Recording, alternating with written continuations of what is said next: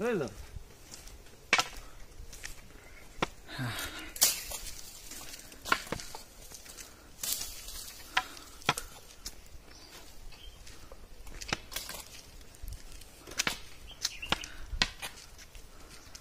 দিল্লি কিন্তু অনেক বাকি। হ্যাঁ, অনেকটা রাস্তা, উঠতে দম বেরিয়ে যাচ্ছে। না না, হাফ হয়নি এখনো, এতটা খাড়াই রাস্তা, উঠতে পা ব্যথা হয়ে যাচ্ছে। তাও আমরা চেষ্টা চালিয়ে যাচ্ছি, থামছি না, কন্টিনিউ হেঁটে যাচ্ছি।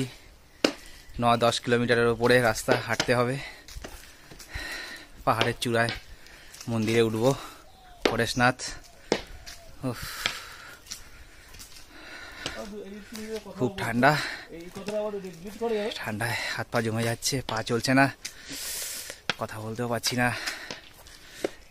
কাঁপুনি লাগছে।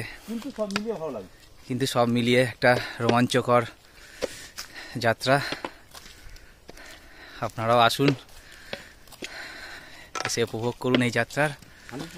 100% ভালো লাগবে। আমাদের নতুন অভিজ্ঞতা, আমরাও ফার্স্ট টাইম আসছি।